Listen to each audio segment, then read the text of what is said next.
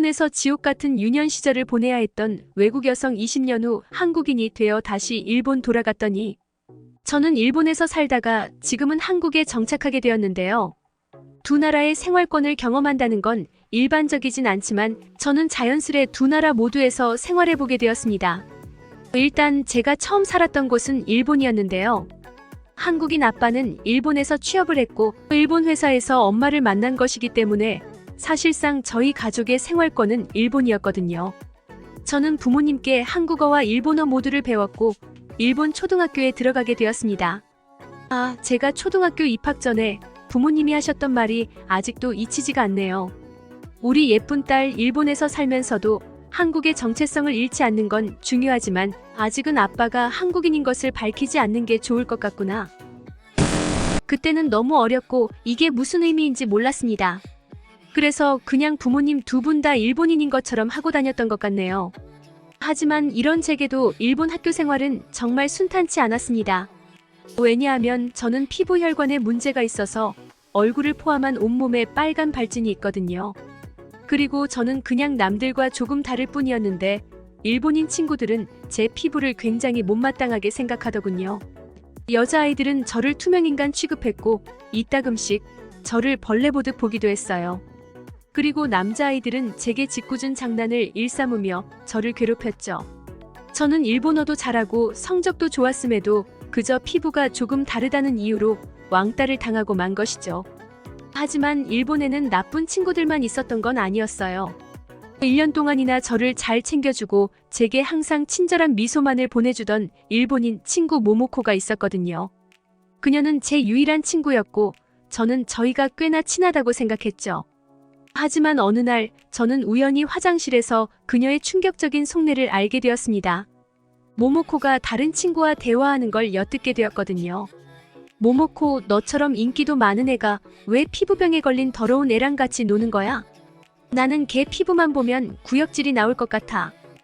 이 말을 들은 모모코는 몰라. 나도 짜증나 죽겠어. 부모님께서는 내가 전교회장에 당선되려면 불쌍한 애들을 돌봐주는 척 연기를 해야 한다고 하잖아. 어제는 걔가 내 어깨를 만졌는데 설마 그 지저분한 병이 내게 옮는 건 아니겠지? 너무 소름 끼쳐. 그랬습니다. 그녀는 그저 모범생인 척 연기를 하기 위해 저와 친구인 척했던 거였죠. 저는 충격적인 사실을 듣고 그날 화장실에서 1시간 동안이나 못 나온 채 눈물만 흘렸답니다. 하지만 제가 한교시 수업을 빠졌음에도 아무도 제게 관심을 가져주지 않더군요. 심지어 교사마저도요. 그렇게 저는 외롭게 초등학교를 졸업했습니다. 하지만 그때는 몰랐어요. 아직 최악이 남아있다는 것을 말이에요. 중학교에 진학했을 때 고의인지 실수인지는 모르겠지만 교사의 부주의로 제 아빠가 한국인이라는 사실이 밝혀졌기 때문인데요. 그때부터 정말 온갖 조롱과 차별이 시작되었습니다. 저는 그들에게 후지산이라고 불렸는데 얼굴에 발진이 가려워서 긁다가 고름이나 흉이 지면 그들은 후지산이 폭발했다며 대피하는 척을 하고 제 피부를 혐오스럽다는 눈으로 쳐다봤죠. 십교사는 그런 아이들의 괴롭힘을 보고도 TS 그저 못 본 채 하며 저를 방치했고 저는 그렇게 사회적으로 점점 죽어갔습니다. 저에게 잘해주는 척하는 아이들은 전부 저마다의 검은 속내가 있었고 저는 항상 이용당했죠. 그렇게 고등학교 진학을 앞두고 저는 스스로 생을 마감하려고 했습니다. 더 이상 일본에서 살아갈 자신이 없었거든요. 그때 부모님이 제 손을 잡아주셨습니다. 그러고는 제가 늘 기운도 없고 말수도 없어지자 걱정이 된 부모님이 제 일기를 몰래 봤다고 하시더군요. 그리고 그렇게 힘들면 말을 하지 그랬냐며 오열하시더니 차라리 한국에서 학교를 다니는 건 어떻겠냐고 물어보셨습니다. 부모님께서는 일본에서 회사를 다녀야 하므로 함께하지는 못하지만 아빠의 가장 친한 친구가 인천이라는 곳에서 살고 있고 마침 친구분의 딸이 대학교 진학 때문에 다른 도시에서 살게 되었다고 했거든요. 솔직히 기대는 안 됐습니다.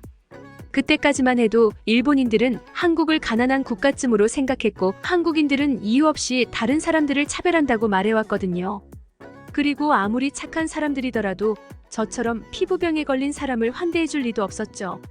하지만 상황이 이보다 나쁠 수는 없었기에 저는 마지막이라고 생각하고 한국으로 떠났습니다. 그리고 인천에 도착하자마자 정말 소스라치게 놀랐죠. 한국은 가난하다더니 일본보다 훨씬 발전된 인프라를 자랑하고 있었거든요. 그리고 아빠 친구 부부는 저를 정말 친자식처럼 대해주셔서 너무나도 감사했죠. 특히나 윤주 아주머니는 저를 위해 정말 많은 것들을 베풀어 주셨는데요. 한국의 의료기술은 훌륭해서 제 피부병 정도는 쉽게 고칠 수 있을 거라고 말씀하시며 저를 병원 이곳저곳으로 데려가 주셨거든요. 사실 제가 일본에서 병원을 안 가본 건 아닙니다. 하지만 병원에 갈 때마다 제 희귀병의 정확한 원인조차 파악하지 못하더군요. 그래서 윤주 아주머니께 제 일본에서의 경험을 말씀드리며 그렇게 힘써줄 필요가 없다고 했는데요. 하지만 윤주 아주머니는 포기하는 법이 없으셨습니다. 한국에서 아는 사람의 딸은 곧 자신의 딸과 다름없다며 저를 계속 챙겨주셨거든요. 심지어 저는 달력에 표기된 수많은 병원 스케줄을 보고 정말 놀라기도 했는데 친자식에게도 이렇게는 못할 텐데 윤주 아주머니는 제 피부병을 낫게 하기 위해 엄청나게 알아보고 다니셨던 것입니다. 이렇듯 윤주 아주머니의 따뜻한 마음씨는 늘 소외당하기만 했던 저도 가치가 있는 사람이라는 생각이 들게 하기 충분했고 저는 자신감을 찾기 시작했습니다. 그러다가 한국 고등학교 입학날이 다가오게 됐죠. 저는 일본에서의 경험이 떠올라 엄청나게 긴장했고 입학 3일 전부터는 밥도 제대로 못 먹을 정도로 엄청나게 불안했는데요. 잠도 제대로 못 자서 안 그래도 흉측했던 피부는 더더욱 안 좋아졌죠. 그럴 때마다 윤주 아주머니는 저를 꼭 껴안아 주시며 달래주셨지만 일본에서의 따돌림 후유증은 저를 좀처럼 진정시키지 못했습니다. 그리고 예상대로 저는 등교 첫날부터 한국 학교도 일본과 별반 다르지 않다는 것을 바로 깨닫게 되었죠. 왜냐하면 저를 소개해준 한국인 선생님께서는 제가 일본에서 왔다는 것을 반 친구들에게 공개해버렸기 때문입니다. 한국인 친구들도 제가 일본에서 왔다는 이유로 못살게 굴 것이 뻔했고 저는 좌절하고 말았습니다. 그리고 역시나 한국인 학생들은 제게 차가운 눈빛을 보내는 듯 했죠. 그러나 문제는 여기서 끝이 아니었습니다. 3일간 잠을 제대로 못 잔 저는 급식을 받고 자리로 돌아올 때 발을 헛디뎌서 그만 넘어져 버렸거든요.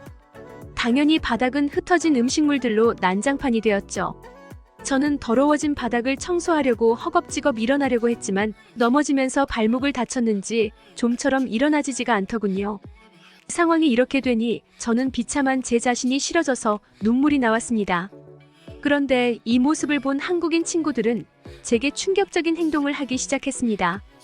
식사를 하기 위해 대기하던 친구들이 일사불란하게 나서더니 저를 부축해주고 바닥도 대신 청소해주는 거 아니겠어요? 심지어 다친 저를 위해 급식을 다시 받아주기까지 했죠. 그리고 저를 흔쾌히 자신들의 무리에 끼워주며 밥도 같이 먹게 해줬습니다. 저는 일본과는 다른 한국 친구들의 모습에 감동의 눈물을 흘렸고 이런 기적과도 같은 상황이 도저히 믿기지가 않았습니다. 그렇게 저희는 식사를 하면서 많은 이야기를 나눴는데요. 알고 보니 한국인 친구들은 제 표정이 너무나도 안 좋아서 아무도 제게 말을 걸지 않았던 거였는데 아마 제가 너무 긴장한 나머지 표정이 굳어 있었던 것 같았습니다. 또한 한국인 친구들은 제가 일본에서 왔든 어디에서 왔든 전혀 신경을 쓰지 않았고 오히려 한국어 어휘가 조금 부족한 저를 잘 챙겨주며 기꺼이 제 친구가 되어줬습니다. 등교할 때나 하교할 때, 급식을 먹을 때나 시험 기간 때도 제 곁에는 늘 한국인 친구들이 있었죠. 이들은 제 흉측한 피부를 그저 여드름쯤으로 취급했고 친구니까 장난삼아 저를 놀리긴 했으나 일본인들처럼 진심을 담아 악의적으로 놀리는 법은 없었습니다. 그렇게 한국에서 스트레스 없이 즐거운 시간을 보내자 제게 놀라운 변화가 일어나기 시작했는데요. 일본에서 각종 비싼 화장품이나 피부 시술을 받아도 아무런 효과도 없었던 제 피부가 점점 좋아지기 시작했거든요. 물론 한국인 친구들의 호의뿐만 아니라 한국의 건강한 음식들과 깨끗한 물 그리고 품질 좋은 화장품도 제게 큰 효과를 줬던 것 같은데 제가 일본에 있었을 때는 고기는 거의 먹지 못했고 생선 요리 위주로 먹어서 불균형한 영양분만을 얻었거든요. 그리고 일본 음식은 대체적으로 몹시 짜서 특히나 혈뇨 문제가 있는 제게 치명적이었죠. 또한 일본은 물이 깨끗하고 화장품의 성능도 좋다고 알려져 있지만 직접 살아본 바로는 그렇게 공감은 안 되었죠. 하지만 한국에서는 급식에서부터 고기 반찬이 가득했고 한식 자체는 매운 음식이 많지만 짜지는 않았고 영양 성분들이 굉장히 균형 잡혀 있었습니다. 무엇보다 윤주 아주머니는 늘 건강하고 풍족한 식사를 제공해 주셔서 저는 일본에 있을 때보다 훨씬 더 건강하게 지낼 수 있었습니다. 심지어 한국의 물은 화장실에서 나오는 수돗물을 먹어도 안전할 정도로 깨끗하고 화장품 같은 경우에도 많은 일본 여성들이 구태여 한국까지 와서 한국 화장품을 구매해 갈 정도로 수준이 높기 때문에 저는 한국에서 지내면 지낼수록 피부가 점점 호전되게 된 것이죠. 그렇게 저는 한국에서 행복한 시간을 보내며 대학교도 인천에 위치한 곳에 진학하게 되었는데요. 그리고 역시나 한국에는 일본처럼 따돌림 문화가 존재하지 않아서 저는 한국에서 많은 친구들을 사귈 수 있었고 한국 회사에 취업까지 하게 되었습니다. 그런데 그렇게 한국에서 더할 나위 없는 시간을 보내고 있을 때쯤 메일 한 통이 날아오더군요. 바로 제가 다니던 중학교에서 동창회를 개최한다는 메일이었습니다. 왕따였던 제게 구태여 메일을 보내는 이유는 뻔했죠. 이들은 성인이 돼서도 제게 모멸감과 굴욕을 주며 자신들의 자존감을 채울 심산이었던 것입니다. 하지만 저는 그때와는 완전히 다른 한국인이 되어 있었고 안 그래도 조만간 일본에 계신 부모님을 만나러 갈 생각이었기에 동창회에 참석해보기로 결정했죠. 그곳에는 저를 그렇게나 괴롭히던 일본 동창들이 있었고 솔직히 저는 옛날 기억이 떠올라 두려워지기도 했지만 그래도 당당하게 자리에 착석했습니다. 그리고 역시나 아무도 저를 알아보지 못하더군요.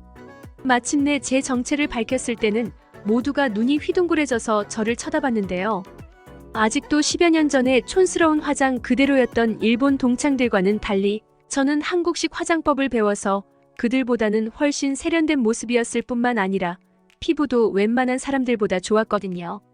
또한 그때는 그렇게나 한국을 무시하던 그들이었지만 지금의 한국은 일본보다 잘 살게 되었고 심지어 요즘 일본의 젊은 세대는 한국 문화를 동경하고 있기까지 하죠. 실제로 제 동창들 중 몇 명은 가방에 BTS 배지까지 달고 왔다니까요.